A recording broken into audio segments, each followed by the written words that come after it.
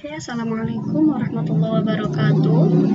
Baik, bertemu kembali bersama saya Hamidah Suryani Luqman.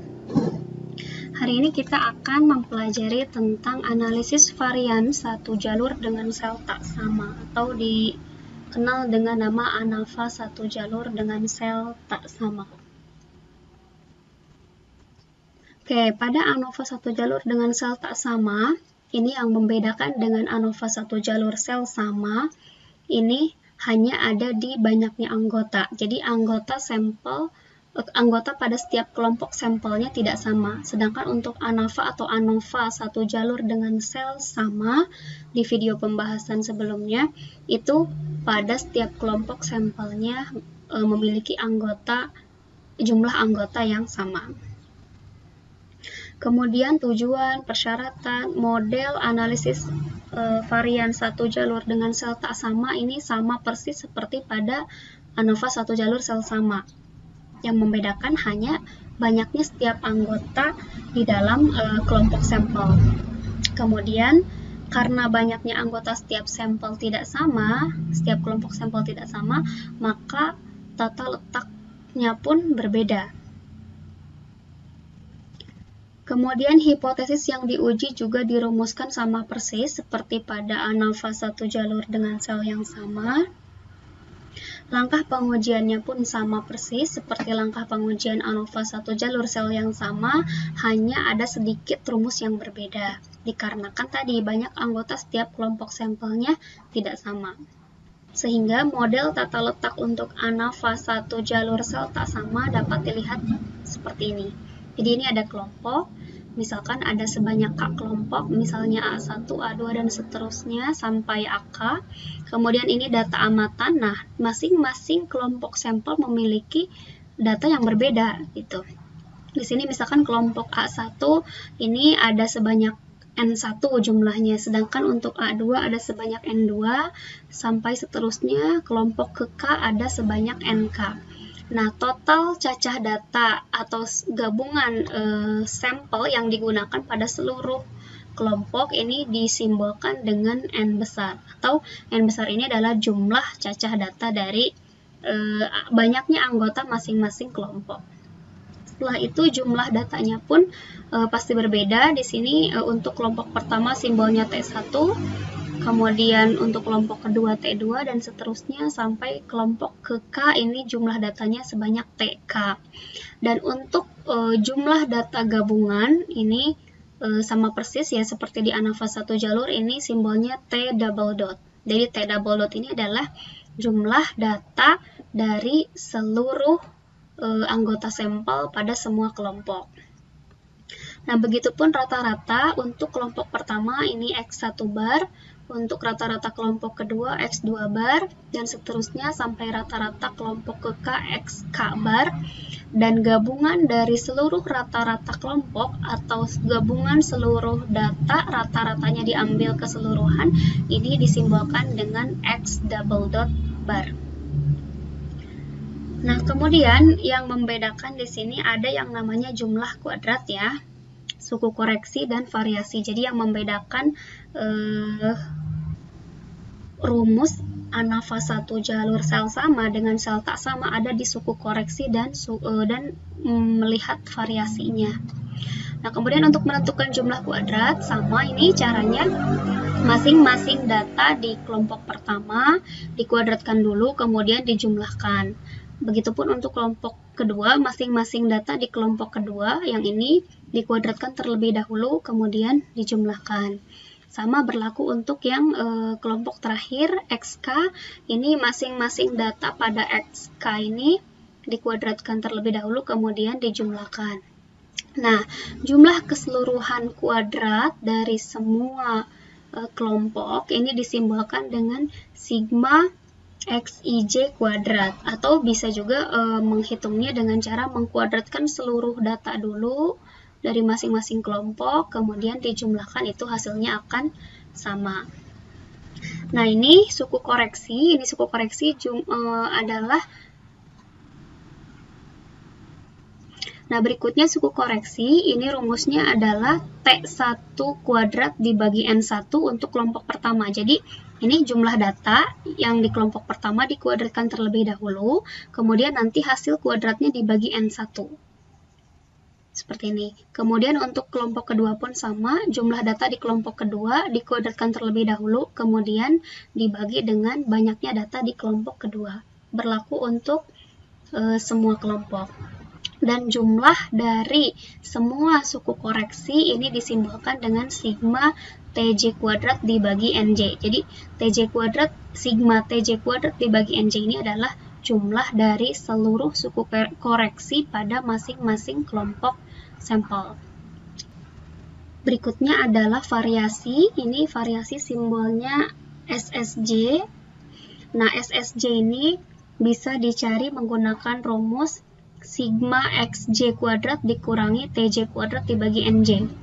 Jadi maksudnya sigma XJ kuadrat itu yang ini ya, jumlah kuadratnya dari masing-masing kelompok dikurangi dengan suku koreksi. Jadi variasi ini cara mencarinya adalah jumlah kuadrat dikurangi suku koreksi untuk masing-masing kelompok. Dan total keseluruhan dari variasi masing-masing kelompok ini disimbolkan dengan sigma SSJ atau total dari variasi seluruh kelompok. Nah, oleh karena itu rumus ANOVA satu jalur sel tak sama ada bedanya sedikit dengan ANOVA satu jalur sel sama pada bagian SSJ. Nah, jadi kita pertama kali harus mencari dulu SSJ, yaitu tadi jumlah kuadrat dari masing-masing data di kelompoknya, kemudian dikurangi dengan suku koreksinya di masing-masing kelompoknya. Kemudian nanti kita bisa mencari rumus jumlah kuadrat total, sama seperti di ANOVA satu jalur sel sama. Ini rumusnya adalah kuadrat dari semua data, dijumlahkan, masing-masing data dikuadratkan terlebih dahulu, kemudian dijumlahkan seluruhnya, dikurangi dengan T double dot dikuadratkan dibagi N. Dan di sini ada derajat kebebasannya untuk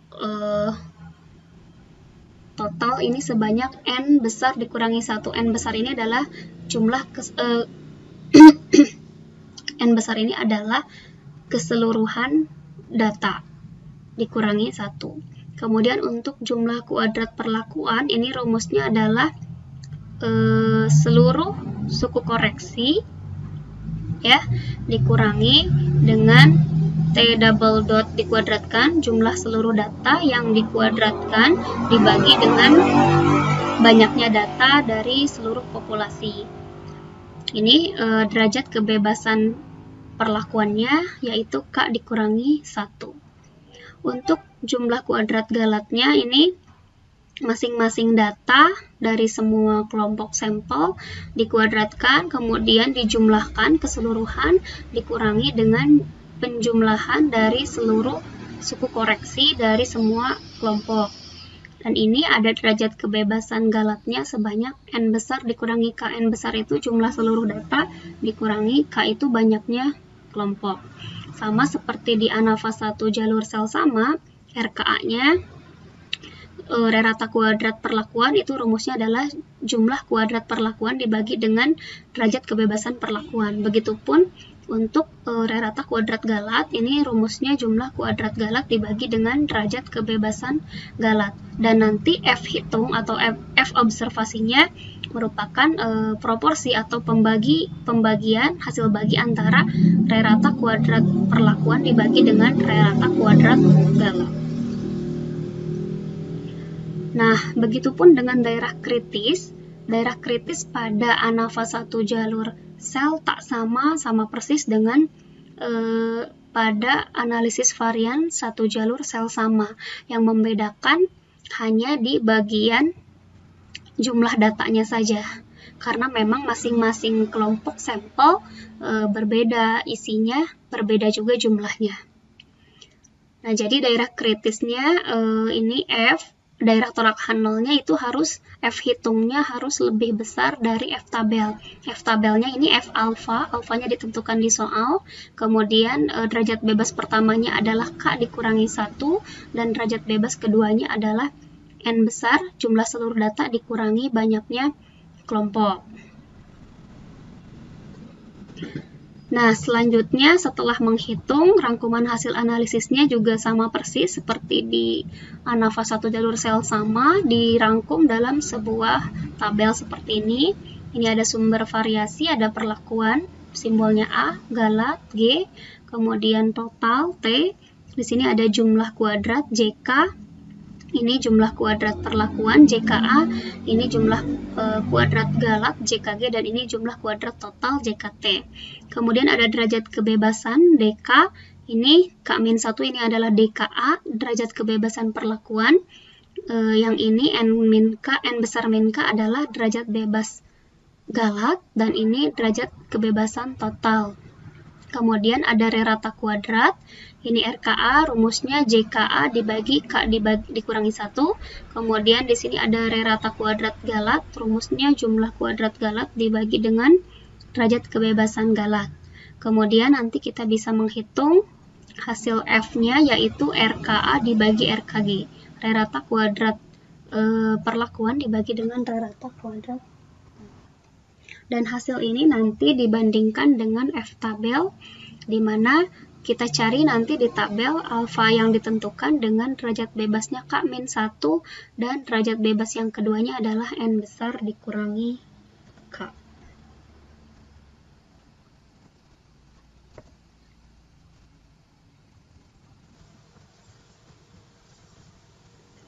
Baik, ini ada contoh soal pertama. Untuk melihat apakah ada perbedaan efek atau pengaruh rata-rata ketiga metode pembelajaran, misalkan kita gunakan 3 buah metode di 3 kelas, yaitu metode A, metode B, dan metode C terhadap prestasi belajar. Nah, metode A ini diberikan kepada kelas 1A, kemudian kelas 1B diberikan metode B, dan kelas 1C diberikan metode C. Selanjutnya di akhir semester, ketiga kelompok sampel tersebut diberikan tes yang sama. Nah, untuk kepentingan analisis, dari ketiga kelas tersebut diambil secara random sejumlah siswa. Jika diambil alfa 5%, pertanyaannya, bagaimana kesimpulan penelitian jika persyaratan uji analisis ANOVA dipenuhi? Nah, ini dari hasil metode A diambil 4 orang, nilainya 4, 7, 6, 6. Kemudian dari hasil metode B diambil 6 orang, misalnya 5, 3, 3, 1, 5, 4. Kemudian metode C diambil 5 orang, yaitu 8, 8, 6, 9, dan 5. Nah, untuk menyelesaikan masalah pengujian hipotesis ini, hal yang pertama kita lakukan adalah merumuskan hipotesis. Nah, kita rumuskan dulu hipotesis seperti biasa, H0 dan H1, di mana H0-nya adalah mu A sama dengan mu B sama dengan mu C. Atau ketiga metode tersebut memberikan efek yang sama terhadap prestasi belajar siswa. Sedangkan H1-nya bisa ditulis paling sedikit ada 1 mu I tidak sama dengan mu J, atau boleh dituliskan mu A tidak sama dengan mu B, atau mu B tidak sama dengan mu C, atau mu A tidak sama dengan mu C. Atau kalimatnya, ketiga metode memberikan efek yang berbeda terhadap prestasi belajar siswa. Kemudian, langkah selanjutnya seperti biasa kita tentukan taraf signifikansi alfa. Di soal sudah ditentukan 5%. Nah, langkah yang ketiga baru kita menentukan statistik uji F, yaitu rumusnya RKA dibagi RKG. Nah, kita akan gunakan Microsoft Excel. Oke, untuk menggunakan Microsoft Excel, kita ketikkan terlebih dahulu data kelompok seperti di ANAFA 1 jalur sel sama. Ini karena ada berbeda kelompok, ada yang berbeda data, ada yang 4 data, ada yang 5 data, dan ada yang 6 data. Kita ketikkan dulu data di kelompok metode A, metode B, dan metode C ini. Misalkan tadi metode A 4, 7, 6, 6. Metode B-nya 5, 3, 3, 1, 5, 4, dan metode C-nya 8, 8, 6, 9, 5. Ini diketikkan terlebih dahulu. Kemudian di bawahnya TJ ya. Setelah TJ ini ada jumlah keseluruhan data T double dot, kemudian rata-rata X bar, kemudian rata-rata keseluruhan data X double dot bar, kemudian nanti ada TJ kuadrat, kemudian ada TJ kuadrat dibagi NJ atau suku koreksi, kemudian ada SSJ di sini variasi, kemudian ada nanti jumlah total variasi atau sigma SSJ, kemudian ada derajat kebebasan perlakuan, ada derajat kebebasan Galat, kemudian ada N besar jumlah seluruh data yang digunakan. Nah, kemudian kolom sebelah kanan ada kuadrat datanya. Ini masing-masing data nanti hasilnya dikelompokkan. Ini simbolnya A kuadrat, B kuadrat, dan C kuadrat. Kemudian di bawahnya ada sigma XJ kuadrat. Kemudian ada T double dot kuadrat dibagi N. Kemudian ada sigma TJ kuadrat dibagi NJ atau jumlah seluruh data suku koreksi. Kemudian ini ada sigma XIJ kuadrat, jumlah dari seluruh data yang sudah dikuadratkan. Kemudian ada JKA, JKG, JKT, RKA, RKG, dan F hitung. Oke, kita akan lanjutkan. Setelah kita menginput data tadi, kita akan menghitung jumlah TJ ya. Jadi untuk masing-masing kelompok J, ini kita akan hitung jumlahnya dengan menggunakan rumus sum. Ini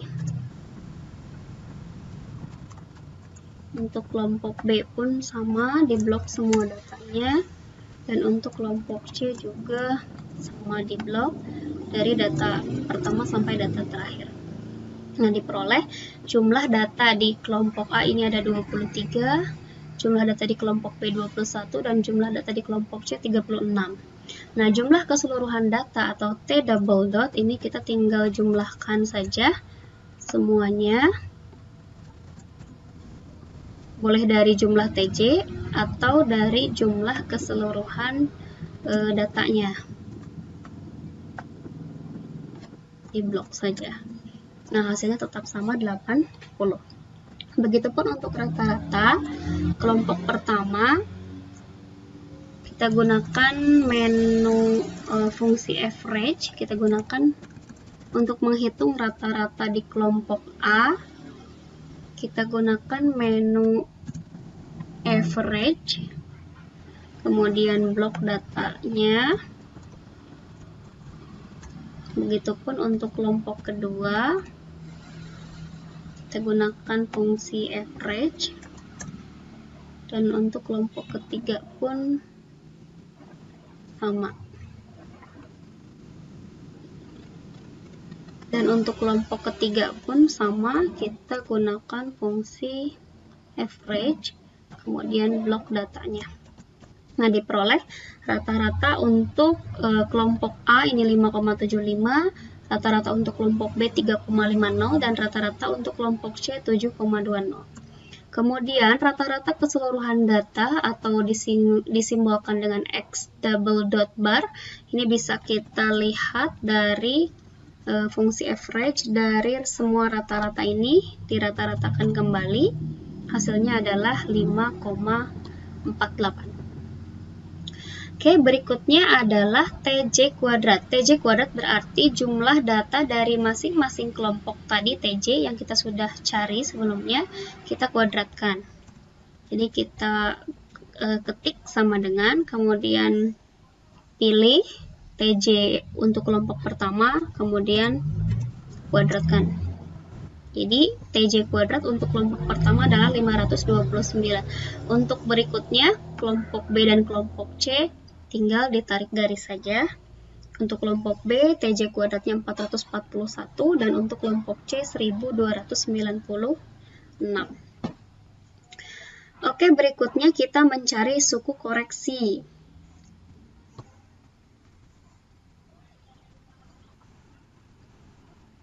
Berikutnya kita akan mencari nilai suku koreksi dari masing-masing kelompok. Nah, untuk kelompok pertama ini rumusnya TJ kuadrat dibagi NJ, berarti 529 ini dibagi dengan jumlah datanya ada 4. Banyaknya data ada 4. Kemudian untuk suku koreksi yang kedua, TJ kuadrat dibagi ada 6 data. Kemudian untuk suku koreksi yang ketiga, kelompok C, yaitu TJ kuadratnya dibagi dengan 5. Nah, sehingga diperoleh suku koreksi untuk kelompok A 132,25, untuk kelompok B 73,50, dan untuk kelompok C 259,20. Karena ada sigma XJ kuadrat, berarti kita harus cari dulu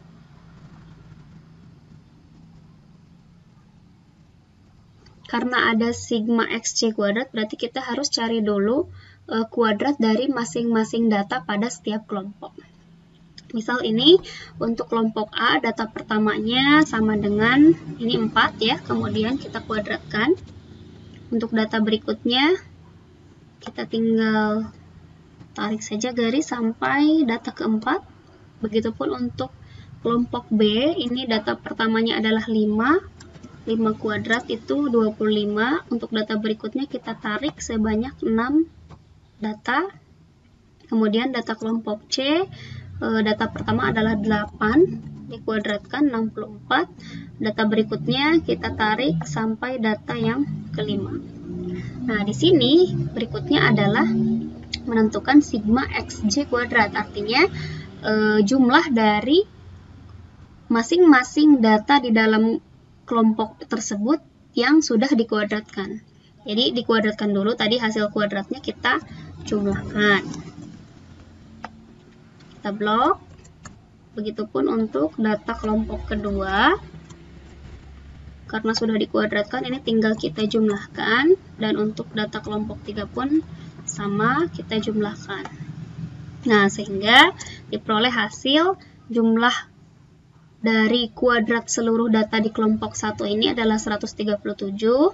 Kemudian kuadrat jumlah dari seluruh kuadrat data di kelompok kedua adalah 85, dan jumlah kuadrat di seluruh data kelompok ketiga adalah 270.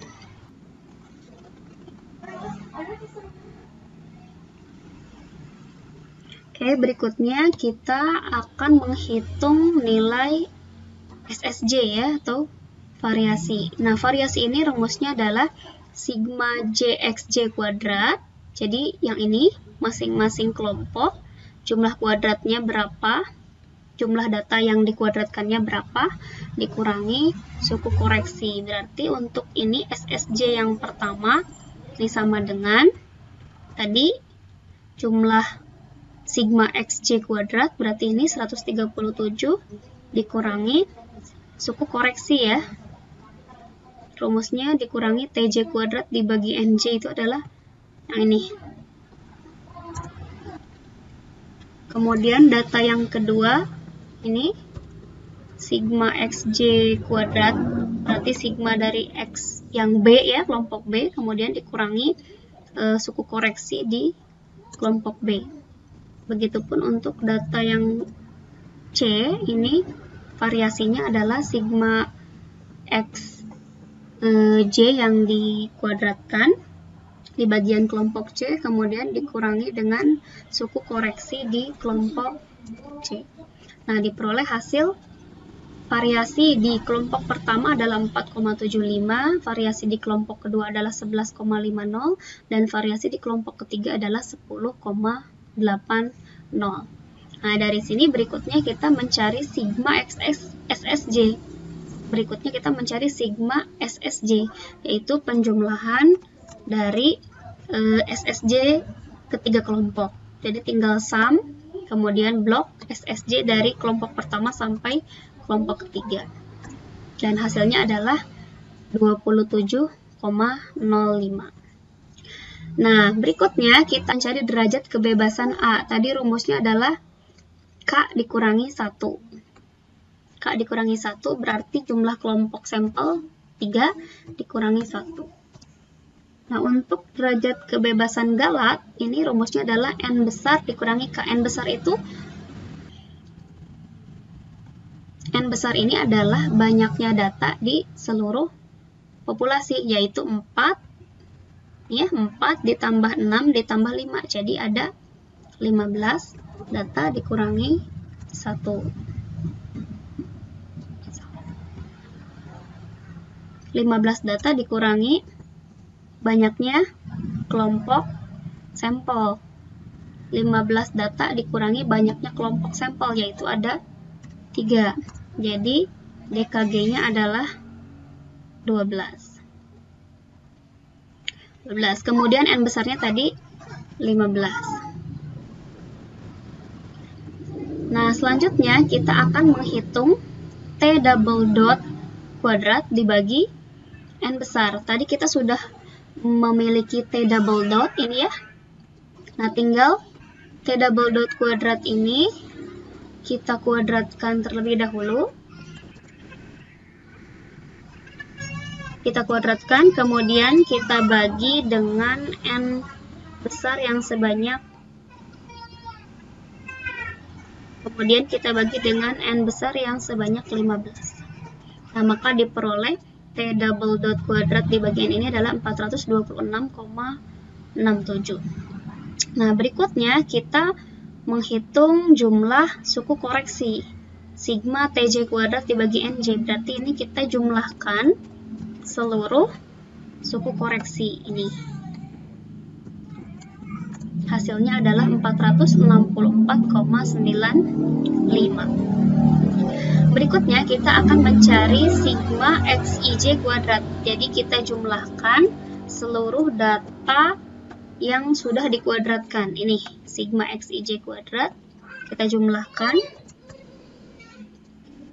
Oke, setelah itu kita bisa menghitung jumlah kuadrat perlakuan, yaitu rumusnya adalah sigma TJ kuadrat dibagi NJ yang ini dikurangi T double dot kuadrat dibagi N, ini sudah kita hitung. Jadi hasil jumlah kuadrat perlakuannya adalah 38,28. Nah, berikutnya adalah jumlah kuadrat Galat.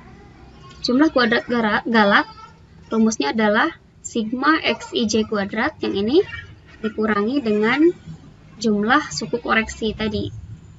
Sigma TJ kuadrat dibagi NJ ini hasilnya adalah 27,05.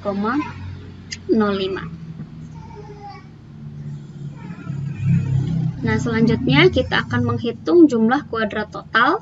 Rumusnya sigma XIJ kuadrat ini dikurangi T double dot kuadrat dibagi N yang ini. Nah, hasilnya adalah 65,33.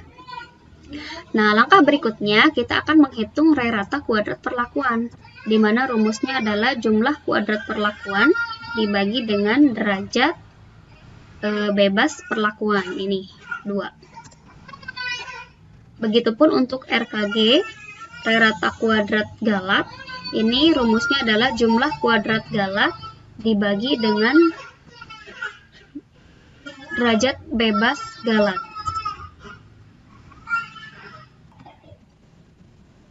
Nah, selanjutnya kita menghitung F hitung. Rumusnya adalah rata kuadrat perlakuan dibagi dengan rata kuadrat Galat. Dan hasil perhitungannya adalah 8,49. Nah, setelah kita menghitung di dalam Microsoft Excel, kemudian kita rangkum analisisnya ke dalam tabel seperti ini. Ada sumber variasi sama seperti di ANAFA satu jalur sel sama. Ini ada perlakuan A, kemudian Galat G, total T, kemudian jumlah kuadrat perlakuannya 38,28.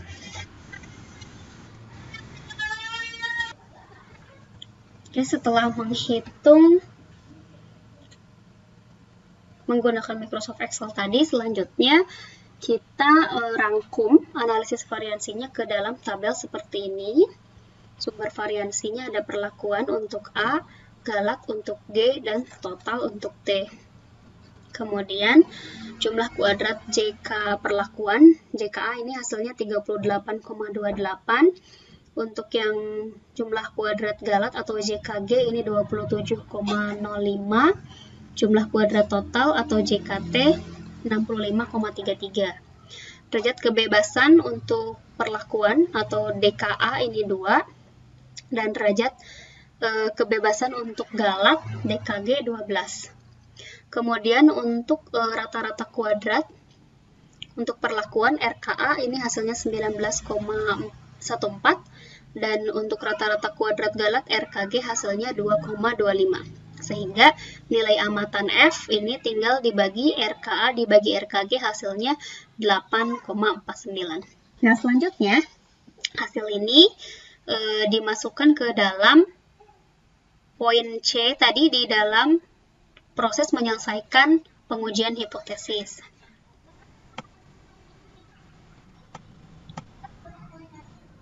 Seperti ini. Oke, langkah selanjutnya adalah menentukan daerah kritis atau menentukan daerah tolak H0. Nah, daerah kritis ini kita akan bandingkan dengan tabel distribusi F ya, untuk mencari daerah kritis. Nah, daerah kritis ini bisa diperoleh dari tabel distribusi F dengan alfanya 0,05 ya. Kemudian derajat kebebasan atau V1-nya adalah 2 dan V2-nya adalah 12. Nah, nanti daerah tolak H0 ini berlaku jika nilai F hitungnya harus lebih besar daripada F tabel.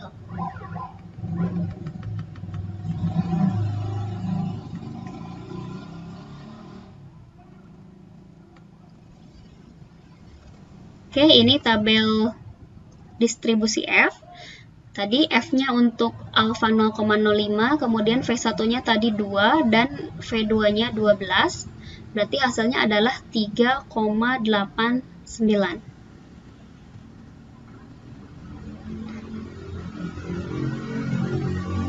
Nah, sehingga daerah kritisnya yaitu F harus lebih besar dari 3,89.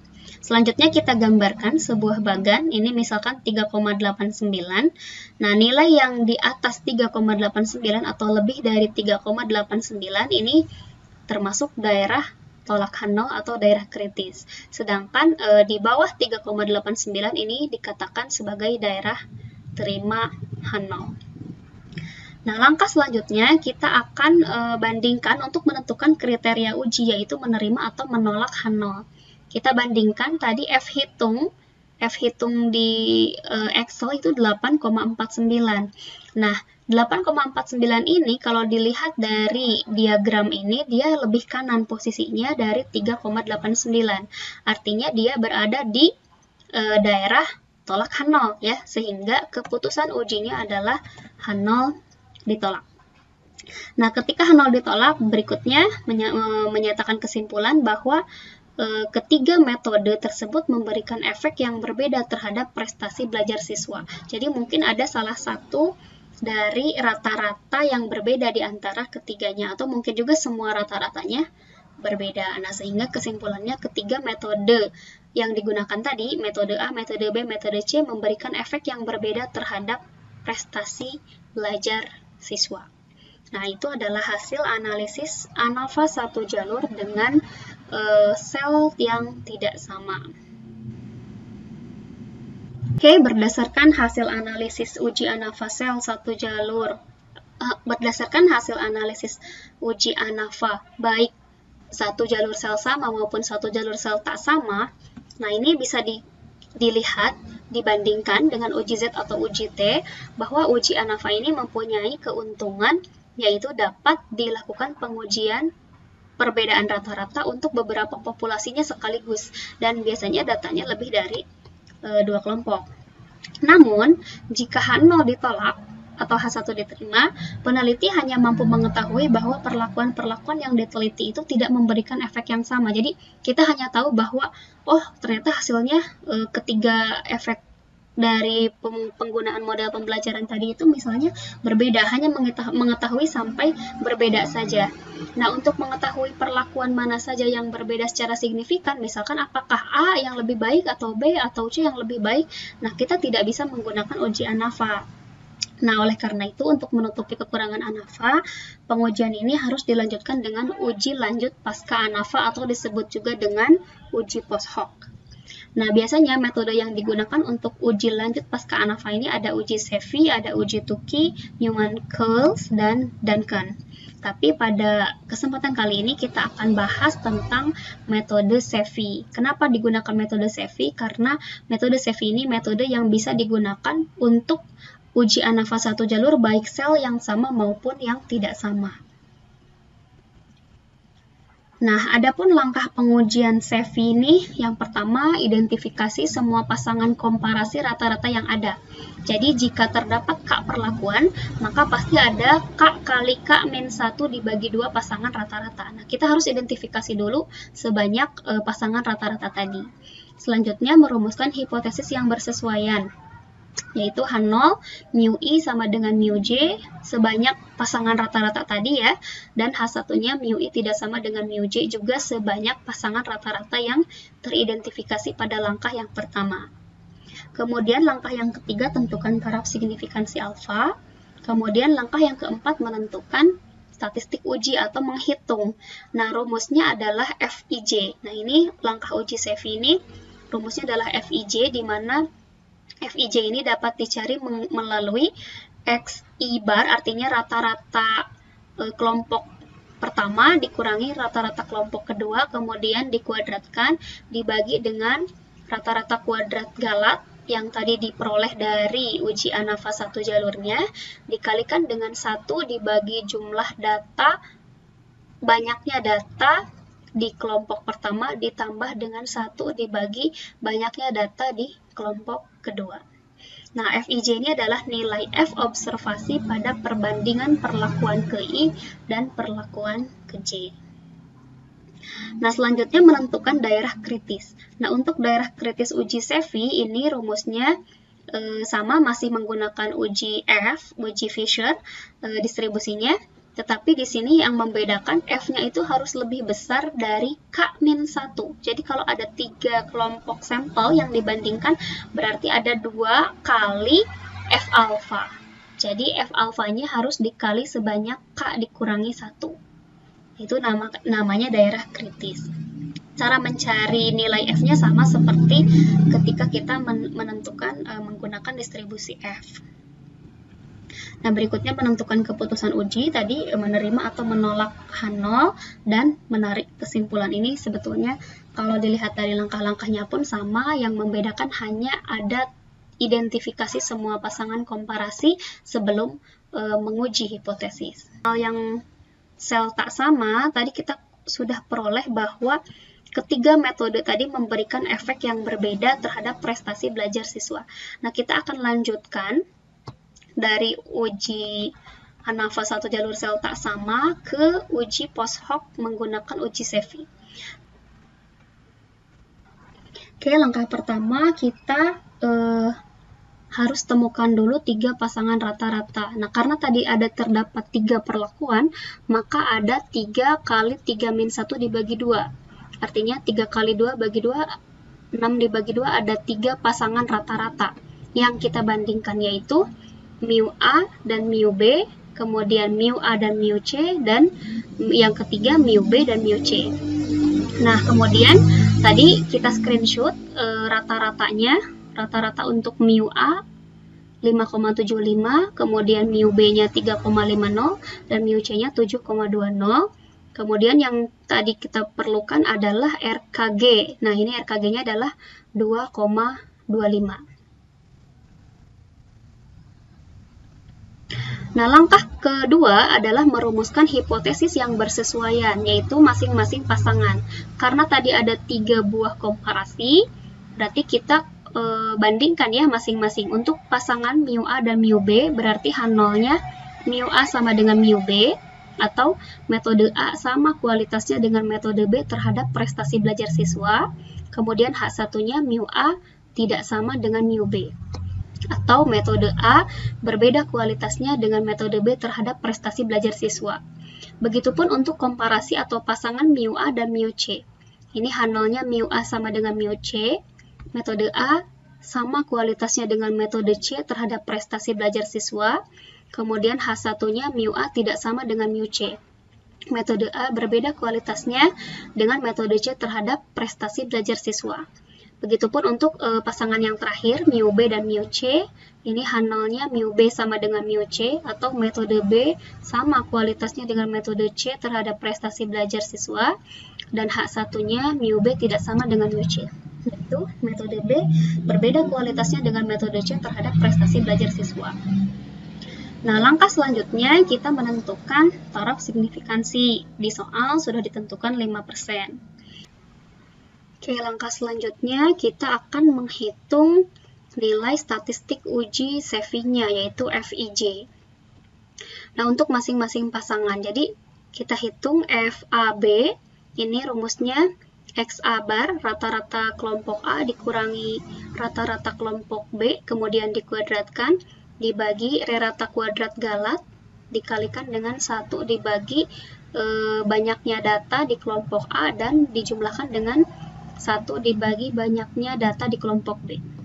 Nah, ini diperoleh, jadi rata-rata di kelompok A adalah 5,75, ya, 5,75, kemudian di kelompok B-nya 3,50, ini, kemudian dikuadratkan, kemudian dibagi dengan RKG tadi nilainya 2,25, kemudian jumlah data di kelompok A ini 4, jadi 1/4, ditambah jumlah data di kelompok B itu 6, jadi ini 1/6. Nah, silahkan dihitung, ternyata hasilnya 5,4. Begitupun untuk AC, rata-rata A dikurangi rata-rata C dikuadratkan, rata-rata A-nya 5,75, rata-rata C-nya 7,2, kemudian dikuadratkan, dibagi dengan RKG 2,25, dikali dengan 1 dibagi banyaknya data di kelompok A, 4, ditambah banyaknya data di kelompok B, 1 di C, 1 dibagi banyaknya data di kelompok C, 5, dan hasilnya adalah 2,07. Begitupun untuk data di perbandingan uji F di B dan C. Rata-rata kelompok B yaitu 3,5 dikurangi rata-rata kelompok C 7,2, kemudian dikuadratkan, hasilnya dibagi dengan RKG 2,25, dikali dengan 1 dibagi banyaknya data di kelompok B ada 6, ditambah 1 dibagi banyaknya data di kelompok C ada 5, dan hasilnya adalah 16,59. Selanjutnya, kita akan menentukan daerah kritis. Ingat, daerah kritisnya berarti kita tentukan dulu di tabel. Ini F alfa K kurangi 1 N min K. F alfanya 0,05, K kurangi 1 berarti 3 kurangi 1, 2. Dan N min K, N-nya kan tadi 15 data dikurangi kelompoknya ada 3 jadi 12. Nah, kita cari di tabel F. V1-nya 2, kemudian ini V2-nya 12, ini diperoleh 3,89. Ya, sehingga nilai F hitungnya ini F tabelnya ada, sehingga nilai F tabelnya adalah 3,89. Nah, oleh karena itu daerah tolak H0-nya kan tadi rumusnya K-1. K-nya berarti 3 kurangi 1 berarti 2 kali 3,89. Ya, K-1 kali F tabel. Jadi 2 kali 3,89. Berarti di sini F daerah kritisnya adalah F harus lebih besar dari 7,78. Sehingga kalau digambarkan seperti ini 7,78, sebelah kanan atau lebih dari 7,78 ini daerah tolak H0, dan sebelah kiri kurang dari 7,78 ini daerah terima H0. Oke, langkah berikutnya kita akan menentukan keputusan uji apakah H0 ditolak atau diterima menggunakan F hitung yang tadi. Nah, untuk FAB ini hasilnya kan 5,4. Nah, 5,4 ini ada di kurang dari 7,78 ya, pasti ada di daerah terima H0. Jadi di sini untuk pasangan metode A dengan metode B, karena FAB-nya 5,4 berada di daerah terima H0, maka H0-nya diterima. Untuk metode A dengan metode C, ini nilainya 2,07 juga sama berada di daerah terima H0, maka H0-nya diterima. Nah, sedangkan untuk pasangan B dan C ini 16,59. 16,59 ini berada di sebelah kanan 7,78. Artinya dia ada di daerah tolak H0. Artinya dia H0-nya ditolak. Nah, oleh karena itu kesimpulannya untuk A dan B tadi karena H0 diterima, berarti metode A sama kualitasnya dengan metode B terhadap prestasi belajar siswa. Begitupun untuk pasangan metode A dengan metode C. Metode A sama kualitasnya dengan metode C terhadap prestasi belajar siswa. Nah, sedangkan metode B dengan metode C ini berbeda kualitasnya. Metode B berbeda kualitasnya dengan metode C terhadap prestasi belajar siswa. Nah, oleh karena itu kita mencari rata-rata yang paling besar antara B dengan C. Di sini B dengan C ternyata yang lebih tinggi rata-ratanya adalah C. Sehingga kita bisa simpulkan karena berbeda, maka dapat disimpulkan bahwa penggunaan metode C lebih baik daripada metode B dalam hal prestasi belajar siswa. Nah, sehingga penggunaan uji CEVI ini jelas arahnya untuk menentukan mana yang paling baik di antara yang ketiga tadi.